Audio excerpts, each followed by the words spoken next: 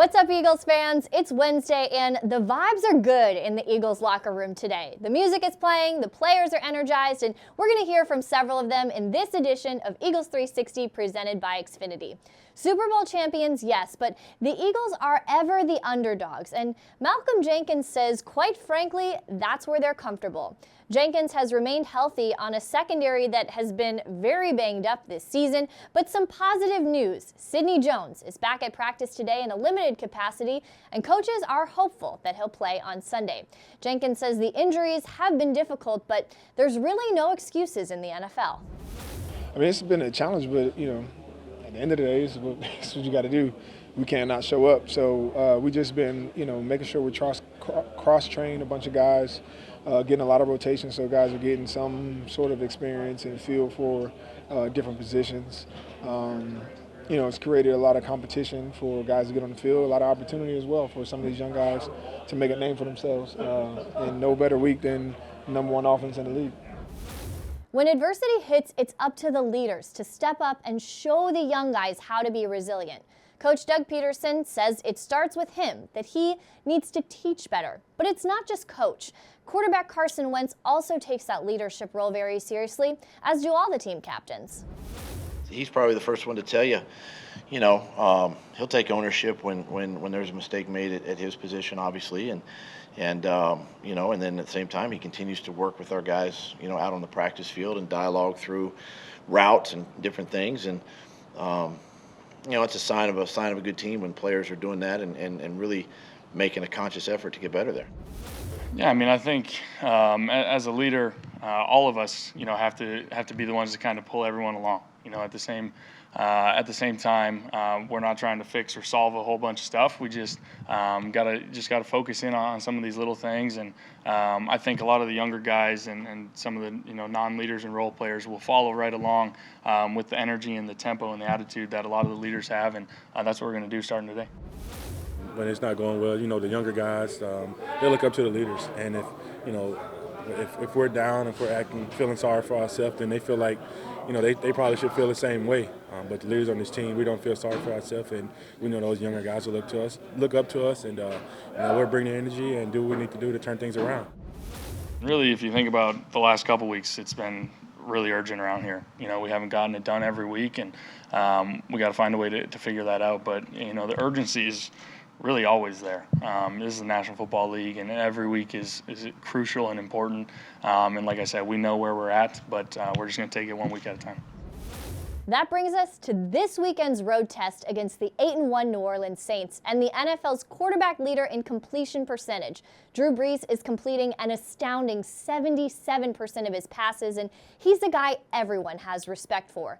Malcolm Jenkins played with Brees during his time in New Orleans, and he recognizes that Brees is on his way to an MVP season.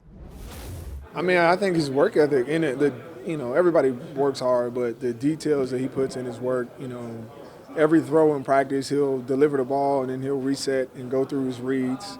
And, the first time you see it as a young player, you're like, he looks kind of weird doing this stuff. And then you see him in a game and you see him do the exact same thing. He goes through his reads, delivers accurate balls, and, is having the type of year he's having now. So it doesn't surprise me how good he is as a player because I saw what he did on a daily basis. Yeah, I mean, when it comes to Drew Brees, first and foremost, I don't go study a lot of guys, and there's not a ton of crossover tape. But when you do see him on film or watch him, on Monday Night Football or on TV, first of all, a ton of respect for him. For him right now as a player and overall the course of his career, he's done some unbelievable things. I love the way he's clearly thinking fast and processing things fast. He's extremely accurate. He's a lot more athletic and able to make plays more than people give him credit for. And so I just love watching him and his competitive nature and really who he is. A ton of respect for him. Well, one of the things that he's always done a really good job, and I think this year especially, is he's getting the ball out of his hand. He's checking it down to a back. He's a tight end in the flat. If the big shot play might be there, Michael Thomas might be running down the field, but he might have a little pressure, and so he just dumps it out. And there's Kamara, or there's Ingram, or there's Ben Watson or somebody like that. That's how he's playing the game. He's staying ahead of the chains, and he's done a really good job of that. And some of it's by play design, how they scheme a defense to get guys open, and that comes with Coach Payton and the offensive staff, Coach Carmichael and those guys, and they're doing a real good job of it. And he's been around the block. He's a smart quarterback. He's seen just about every defense out there, so you're not going to be able to fool him too much. The Saints boast the NFL's top scoring offense, putting up 36.7 points per game. The Eagles are averaging 22, which isn't going to cut it against an explosive attack like New Orleans. The Eagles certainly know this and are preparing accordingly by controlling what they can control themselves. Yeah, I think at this point in the year, with the way things are going, I think we can only focus on ourselves. If we start focusing on their offense, then we'll be dealing with way too much. I think we, as an offense, have to deal with only ourselves and not focus too much on what the other team's trying to do. Obviously, I think everyone understands that they're an extremely good football team all around, not only offensively, but they have a really good defense and a really good, I think, special teams unit as well. So it's going to be a really tough task for us, but at the same time, I think this is a game where hopefully we can, gain some momentum, but it's going to be tough. Obviously, we realize, they've, as of late, gotten up on teams early. We have a ton of confidence in our defense, but, that's a heck of an offense over there. We don't try and look too much into that because at the end of the day, we have high expectations and standards on the offensive side of the ball. We realize we have some things we got to clean up, especially in situational football, some of it being red zone and those sorts of things.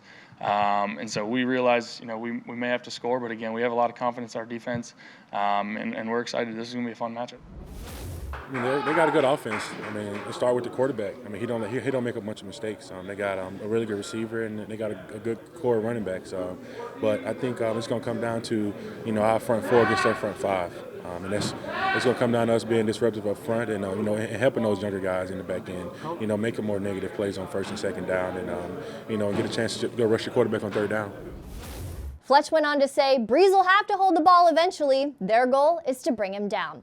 As we look ahead to what's on the menu on Thursday, we turn to our friends at Amoroso's. At 8 a.m., Eagles insider Dave Spadaro is one-on-one with Brandon Graham. The Eagles are back at practice at 1:20 p.m., and we will have that live streamed for you right here. And as always, later in the day, a fresh edition of Eagles 360 presented by Xfinity.